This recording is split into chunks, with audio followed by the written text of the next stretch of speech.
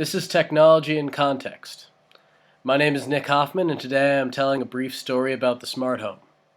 During this presentation, I will talk about where smart home technology is today and some of the things that got it there.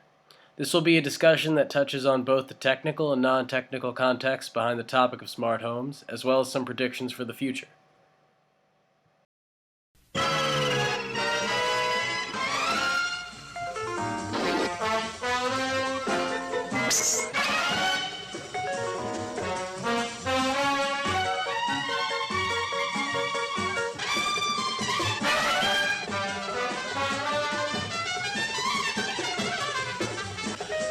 A smart home is a home that is equipped with network-connected products for controlling, automating, and optimizing functions such as temperature, lighting, security, safety, or entertainment, either remotely by a phone, tablet, computer, or a separate system within the home itself.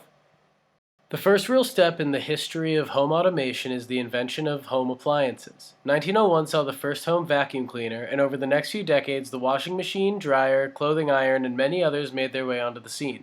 By the 1930s, inventors had already turned their imaginations to home automation, and the World's Fair introduced the concept of the automated home and smart appliances. 1969 saw ARPA, which is now called DARPA, create the ARPANET, a network allowing digital communication between computer systems. This internet forerunner began the idea that was later called the Internet of Things, which is the concept of connecting any electronic device together with another using a main network through which devices can communicate. In 1975, the first general-purpose home automation network technology, X10, was developed as a communication protocol for electronic devices. The system primarily uses electric power transmission wiring for signaling and control. By 1978, X10 products included a 16-channel command console, a lamp module, and an appliance module. Smart home technologies can be broken up into three generations, the first being wireless technology and proxy server home automation. These devices are used to monitor occupants' activities and operate electrical devices in a predetermined pattern. A common example of this smart home generation is the universal remote. In 1985, Steve Wozniak and his firm CL9 released the first real universal remote. He said that what inspired it was that, quote, "I live in a house with lots of televisions and VCRs, and I wanted a single unit to control them all," end quote. The universal remote never quite caught on as mainstream in the United States, but the idea of the universal remote had inspired much in the way of home automation technology. The second generation of the smart home is artificial intelligence controlling electronic devices, also called smart home environments, or SHE. 2015 saw the introduction of a device that could do this with the Amazon Echo. Competing with the Google Home and its Google Assistant, and the soon-to-be-released Apple HomePod and Siri, Amazon Echo's Alexa can communicate with other smart appliances that control lights, door locks, thermostats, fans, and many more.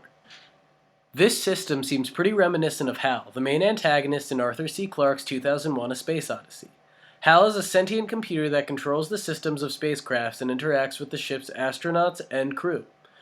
Clarke was known for his sometimes accurate predictions of the future, and his critically acclaimed Space Odyssey represents that even in 1968, there was both the concept of autonomous homes and the implications and fears of such systems. This brings me to the third generation of smart homes, robots who can interact with human beings. These robots are equipped with artificial intelligence and can respond to humans' needs via voice recognition. A couple of examples of this are shown in the next two videos.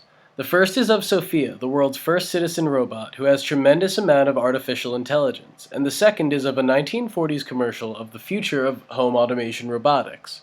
They are both of robots designed in the everyday assistance of humans. And robots get along? I think people will become very close to their artificial intelligence, using them to expand the knowledge of their own minds. We already store lots of our knowledge on the internet. Maybe personal artificial intelligence will allow people to offload some of their knowledge to a location more private. Can robots have feelings? Rolo, answer the door.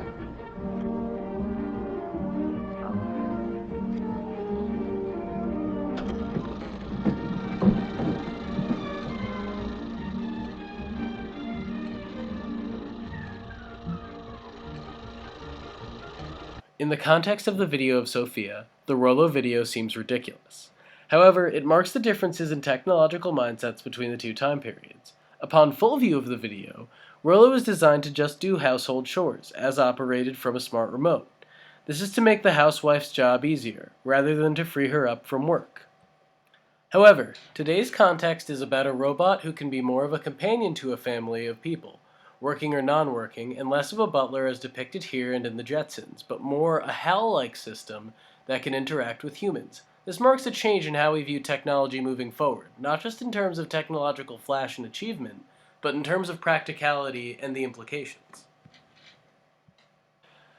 Besides obvious technical fears of system centralization causing vulnerability to breakdowns and hacks, home automation does have the obstacle of it being more of a luxury, not a necessity. Over time this may change, but sometimes the most important thing futurists get wrong is the need for technologies they predict.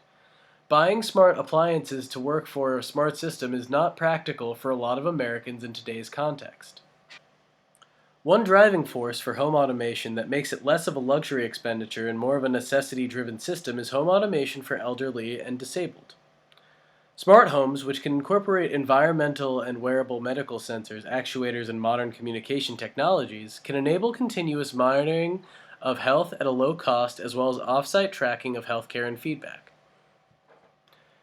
There are many predictions about the future of smart homes. With regard to today's context, there is the fear that it will be at the center of the next security and privacy crisis, particularly with regard to homeowner data sharing in a system that monitors its owners. The hope is that integration of these systems will occur, but it is important to note that technology so involved in the human experience can have its negative impacts. Thank you guys for listening, and if you have any questions, please post them in the comments. Appreciate it.